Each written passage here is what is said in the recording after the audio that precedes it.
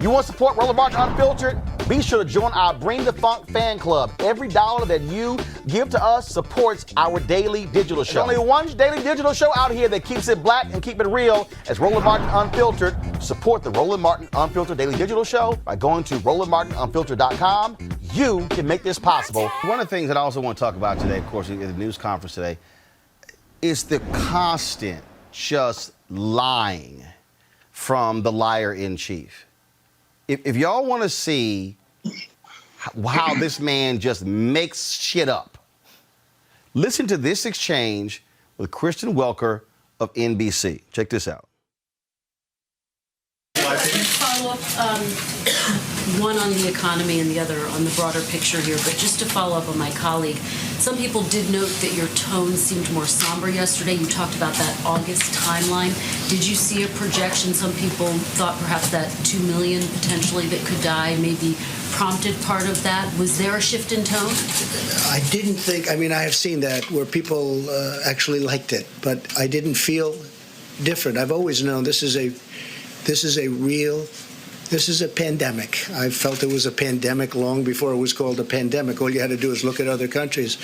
I think now it's in almost 120 countries all over the world.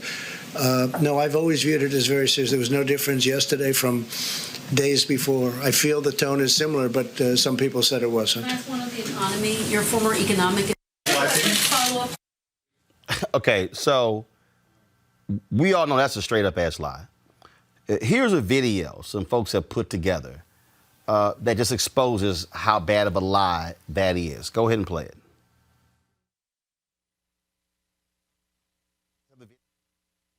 The video in there. We have it totally under control. It's one person coming in from China. We have very little problem in this country at this moment, 5. A lot of people think that goes away in April. With the heat, it's like around 12.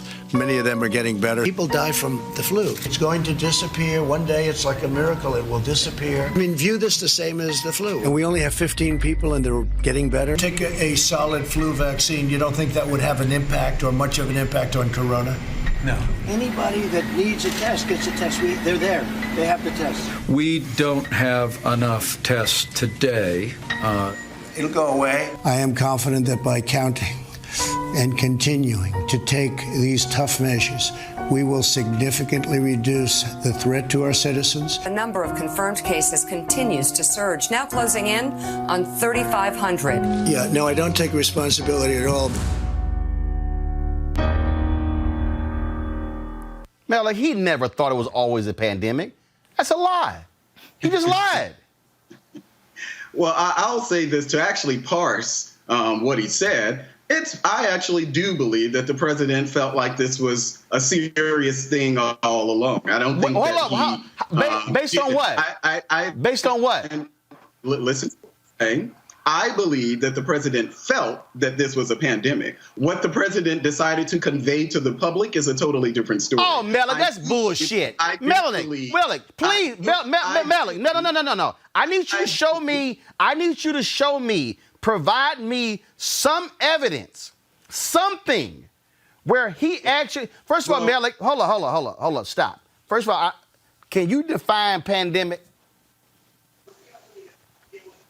Why would I need to define pandemic? Because clearly your definition of pandemic and what he thought is totally different from everybody else's. You asked me what I thought. No, But also, I need some evidence. I need some evidence that he actually thought it was a pandemic. He literally said on January 22nd. Malik, on January 22nd, and that was a leading video. He said, "Oh, this is from one person from China. It's contained, under control." That's not a pandemic. You asked me what I thought, and I said what I think that the president actually had felt that it was a pandemic. Based on what? What I also based on what? Well, if you just bother for one quick second to let me finish what I'm saying, what I also believe that we have a president who is the kind who will try to downplay it or, in many cases, overplay something to make him or his administration look good. So I believe that there are definitely people around the president who were saying that this is something that we need to take seriously. I believe that the president did take it seriously. I also believe that the president just chose to portray a different picture as far as where the government was at that time. Kelly, I got to bring you in, because if you want the perfect example of a torturous word salad, that's what Melik just said. Just listen to Roland show on any day. To actually suggest, Kelly, that Donald Trump thought this was a pandemic from the beginning, when his own words can be played back, where he completely treated this as not a big deal, did not see it as that significant. Kelly, go ahead, comment, please. Well, to answer your question as to what a pandemic is, initially, the CDC defines it as an epidemic that has spread over several countries or continents, usually affecting a large number of people. That's what we have. That's why we're calling it a pandemic. 45, at the beginning of this pandemic, explicitly said that it was not a pandemic. He said that it was only contained to one person in China. Then he said you can get a flu shot and you'll be okay. And actually said if you got coronavirus, go back to work. Go back to work. So even if you've never heard explicitly him say this is not a pandemic, all of his messaging and all of his commentary thus far, up until really today, has been evidence of him saying this isn't that big of a deal. Obviously, that's not the case, because look at where we are right now as a country, where literally all 50 states, including some U.S. territories, have at least one case of COVID-19 in their respective jurisdictions. So yes, it is a pandemic. It's a problem. I'm not surprised that 45 lied. He lies. That is what he does. Unfortunately, I don't take what he says to heart. I take it with a grain of salt. And it's unfortunate, because that's supposed to be my commander-in-chief.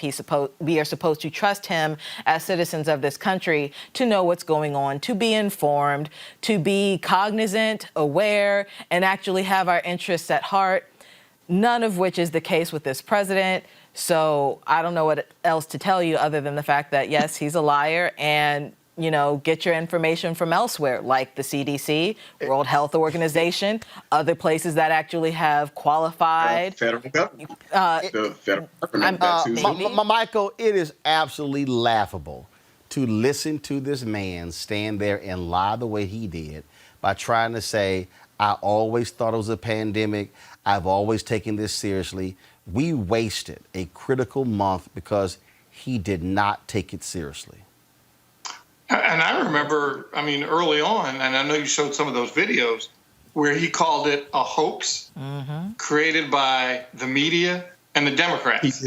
He said that one time as well, which also wasted time, to your point, that it took away from about a month of getting prepared and getting tests.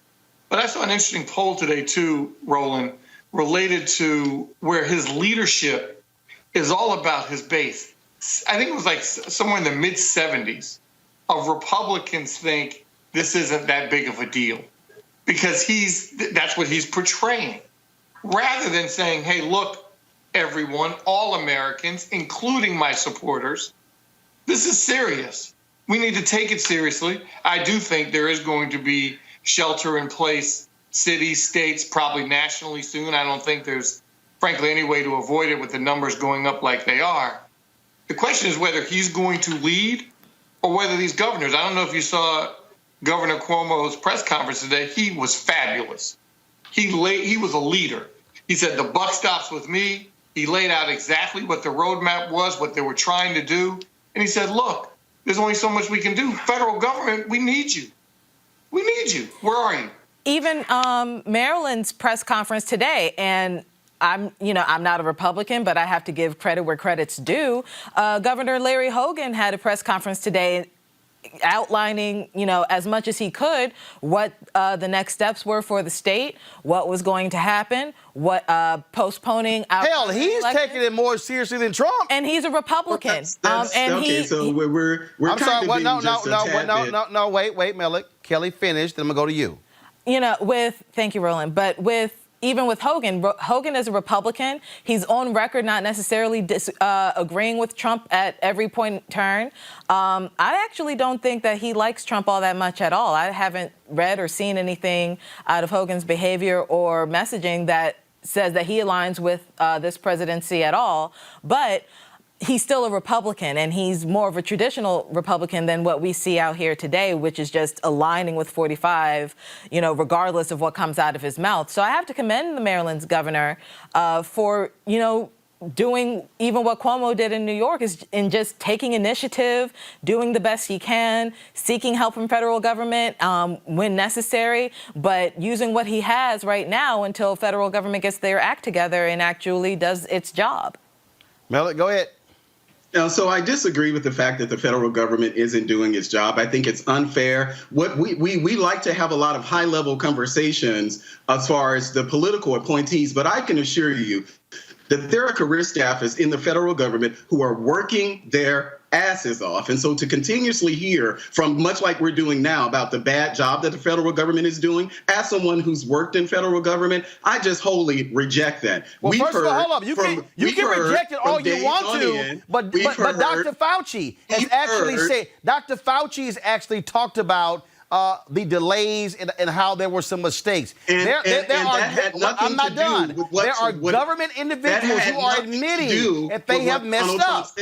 It had nothing to do with what Donald Trump said or whether or not he denies that he thought that there was a big deal or not. The federal government has been hard at work since day one. But if they don't have a leader actually telling them what to do, Malik? We have experts who are around the president, experts who give press conferences every single day, letting us know how the federal government is choosing to respond to this. So to say that the federal government, and only give credit to Cuomo or Larry Hogan, when the federal government is literally doing this every single day, so much information that the federal government gives us, they let us know today that this whole scenario about the World Health Organization sending No, Melik, they lied.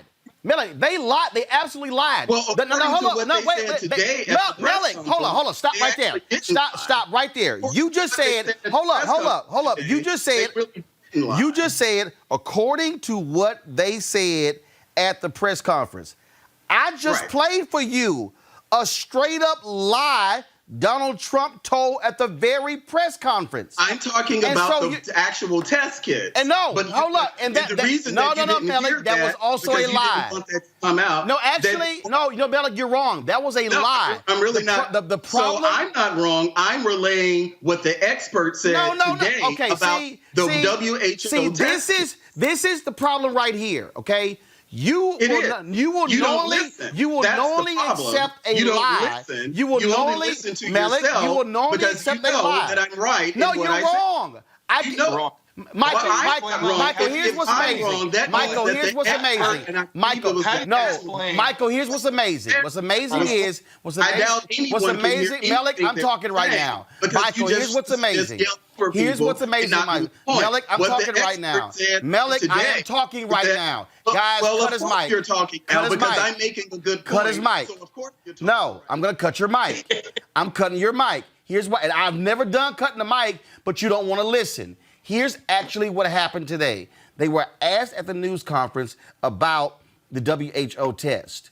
They talked about how the various tests had to pass a certain protocol. Here was the problem. It wasn't the WHO test that was failing. It was the CDC test that was failing.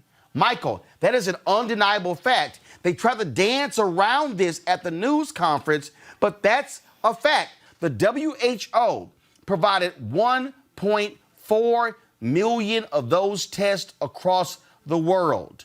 The CDC test is what the problem was. Michael, go ahead. And it all started whenever, I guess we can certainly debate when the first date was when we knew it was coming here. And the WHO their first thing they are to do is to call the pandemic office at the National Security Council. But guess what? 45 got rid of that office in the National Security Council.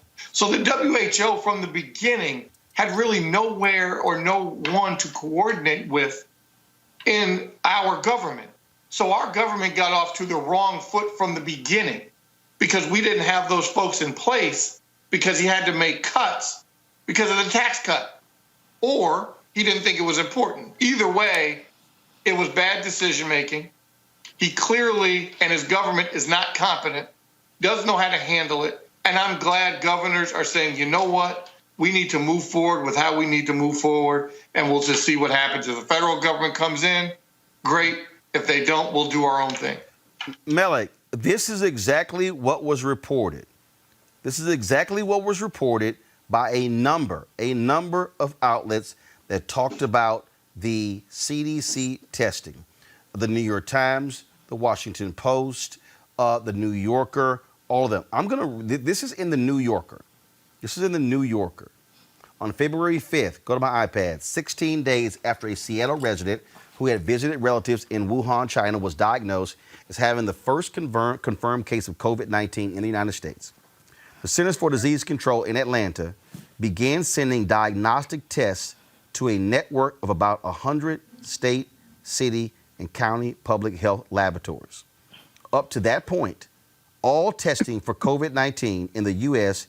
had been done at the CDC. Of some 500 suspected cases tested at the centers, 12 had confirmed positive.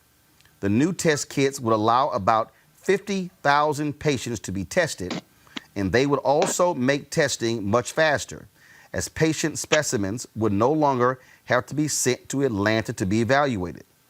The kits were shipped in small white cardboard boxes. Inside each box were vials. Inside each box were vials packed in stiff gray foam, which held the necessary materials. It went through this whole deal here. It said that the first batch of kits sent to more than 50 state and local public health labs arrived on February 7th. Of the labs that received tests, around 6 to 8 were able to verify that they worked as intended. But a larger number, about 36 of them, received inconclusive results from one of the reagents. And then it said, in a briefing a few days later, Nancy Messonnier, the director of the National Center for Immunization and Respiratory Diseases, said that although we hoped that everything would go smoothly as we rushed through this, the verification problems were part of the normal procedures. It was a whole deal. The CDC test, they failed. In fact, it says, still, the 3-week delay caused by the CDC's failure to get working test kits into the hands of the public health labs came at a crucial time. That's where the failure was, not, Melik, in the WHO testing kit. It was in the ones that were developed by the CDC. That's what happened. Well, I actually responded to the question that the reporter asked about the WHO test, and which is why I responded that what our federal government said, that those tests did not... I didn't even ask you about the WHO. So you say you responded to what the reporter... You said I'm responding. You said I'm responding to what the reporter said. How are you responding to what the reporter said when you weren't even there? You're trying to say... I literally listened to the press conference. So did I. It was asked so in the press conference. So did I. I'm telling you the question that was asked in the press conference, and that's why I made the reference to what people are saying about the United States rejecting the WHO test. So I was actually explaining to you the government's rationale for that. And I do want to add something else. Tim Morrison, who's actually the director of the pandemic response unit that Michael actually referenced, well, what we found out yesterday in the op-ed that has been unrefuted at this point, in the op-ed that he had actually written on yesterday, what he actually said is that what happened is that based on information from not just Robert Gates, but congressional testimony, and members of the Obama administration had said that the NSC had quadrupled in size since the Clinton administration, and so there should be a streamlining. What happened is that when Donald Trump came in office, they consolidated 3 directorates into one, and the one directorate that they have now is the pandemic response, and I think it's called the proliferation or something like that. But that is literally why that particular unit was disbanded. You're dancing into one single directorate. You're dancing so all over the place. No. That's just information for your audience to know. You're dancing. Why okay, but also that's a lie. The reason that's also BS because Senator Sherrod Brown sent Donald Trump a letter in 2018 about the disbanding of this office. You have had, excuse me, I'm not done. What you have here is you have an administration that wants to move the goalposts and shift. Okay. Here's the reality. We wasted more than a month. No acknowledgement. We wasted more than I am talking. We wasted more than a month because the United States decided we want to develop our own test. Had we accepted the WHO testing kit, that was not approved by the FDA. We would be much further along, and the testing kits that the CDC had constantly failed. That the government they constantly failed. No, actually, what I'm saying is you probably wanted to get the WHO test and actually test it, but the CDC test is what consistently failed. All right, folks, back to our Roland Martin Unfiltered video in just one moment. All right, so a lot of y'all always asking me about some of the pocket squares that I wear. Now, Robert don't have one on. Now, I don't particularly like the white pocket squares. I don't like even the silk ones. And so I was reading GQ magazine a number of years ago, and I saw this guy who had this pocket square here, and it looks like a flower. This is called a shibori pocket square. This is how the Japanese manipulate the fabric to create this sort of flower effect. So I'm going to take it out and then place it in my hand so you see what it looks like. And I said, man, this is pretty cool. And so I tracked down, it took me a year to find a company that did it. And so they basically about 47 different colors. And so I love them because, again, as men, we don't have many accessories to wear, so we don't have many options. And so this is really a pretty cool pocket square. Now, what I love about this here is you saw when it's in the pocket, it gives you that flower effect like that. But if I wanted to also, unlike because if I flip it and turn it over, it actually gives me a different type of texture. And so therefore it gives me a different look. So there you go. So if you actually want to get one of these shibori pocket squares, we have them in 47 different colors. All you got to do is go to RolandSMartin.com/pocket squares. All right, so first of all, that graphic is way too small. So tomorrow we're going to run it right down here all across the screen. So it's RolandSMartin.com/pocket squares. All you got to do is go to my website and you can actually get this. Now, for those of you who are members of our Bring the Funk fan club, there's a discount for you to get our pocket squares. That's why you also got to be a part of our Bring the Funk fan club. And so that's what we want you to do. And so it's pretty cool. So if you want to jazz your look up, you can do that. In addition, y'all see me with some of the feather pocket squares. My sister, who's a designer, she actually makes these. They're all custom made. So when you also go to the website, you can also order one of the customized feather pocket squares right there at RolandSMartin.com/pocket squares. So please do so. And of course, it goes to support the show. And again, if you're a Bring the Funk fan club member, you get a discount. This is why you should join the fan club. Now back to your Roland Martin Unfiltered video. You want to check out Roland Martin Unfiltered?